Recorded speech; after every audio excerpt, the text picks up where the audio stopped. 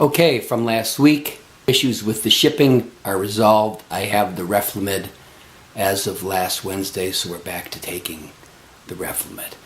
A quick shout out to Mike Portelli, buddy from Gozo Malta, and also to Eva Schmidt from the Blackhawks organization.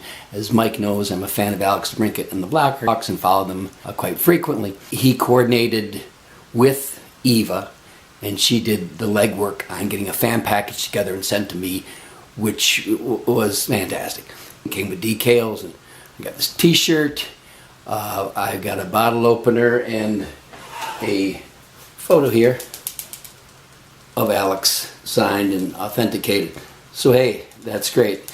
Alex is also Maltese, a distant cousin of mine, so I like to follow along. Great, he also grew up in the Detroit area like myself, so it's nice to see him and cheer him on, and he's a great representative for the island, so that's super, and thanks again, Mike.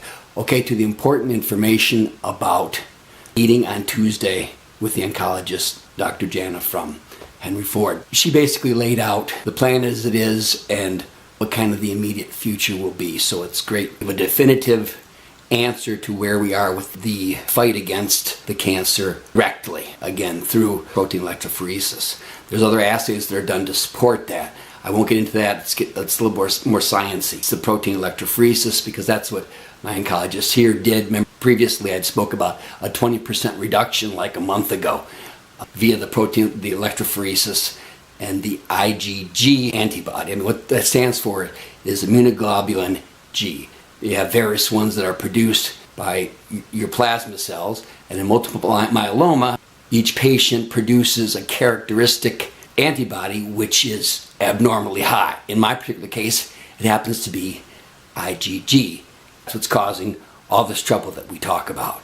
So we're looking at protein electrophoresis of the IgG and hoping that obviously falls over time. Dr. Jana mentioned that what she is looking for to continue on for stem cell transplant is a 4 grams per deciliter concentration or better. So that's what she's hoping for. If we get that from the results, fine.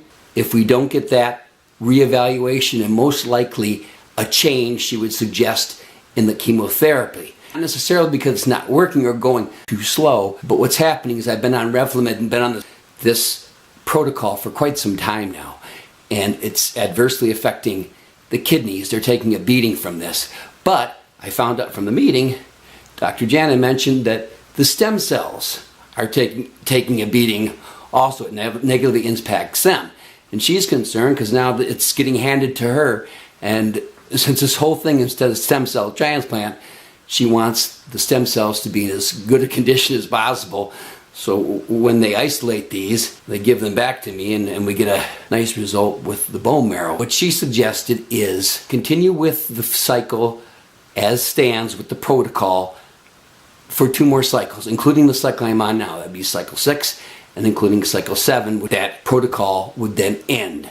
If we weren't at the value based on the results, we'd change in chemo protocol if we don't have that 4 or below number. So again, that gives us a nice flow chart, yes, no, where do we go from here? So I was happy to hear that there was a direction and we're on the right path. Fast forward, results have come back as of really yesterday, the last result, and it happened to be the protein electrophoresis. And the interpretation from the doctor who was responsible for that assay, I'll just read it directly from here. A very large IgG kappa monoclonal protein at 7.7 grams per deciliter persists in the fast gamma region, decreased from 11 to 10, 12 result. I remember there was a 20% reduction that my oncologist saw. It was based on this protein electrophoresis done at St. Mary's. This was done at Henry Ford. That's now 30% dropped, okay, relative to the 11 was back in October. But clearly, this spoke to what Dr. Jana was looking for. 7.7 isn't 4. And she had already on Friday seen the results, said she was hoping for better results. She had already spoken with the team back in St. Mary's about changing the chemotherapy, and we go forward with some more chemo.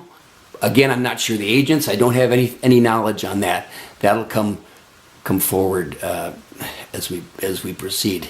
So we're at. You see how right up to date you guys are with this. I mean, these results. This result just came in yesterday. You're right there, whatever it was. I was hoping for a little bit better. She was too. You know, overall 30% reduction, great, but not getting me to where we can jump to the stem cells right now. Time frame of I can throw something out based on, again, all I've heard and what the data is suggesting, maybe a March, April, getting to the Henry Ford Hospital for the stem cell transplant. Like the football game analogy, we move the ball past the 50 and into their territory, and just it's a slow push. The cancer's yielding ground, but slowly and fighting, and that's you gotta stay tight and keep the pressure on. That's where we're at now. Concludes the update. Please, I'm sure you guys have some questions now. Comments in the area below. I'll be happy to answer them. Until next week, take care.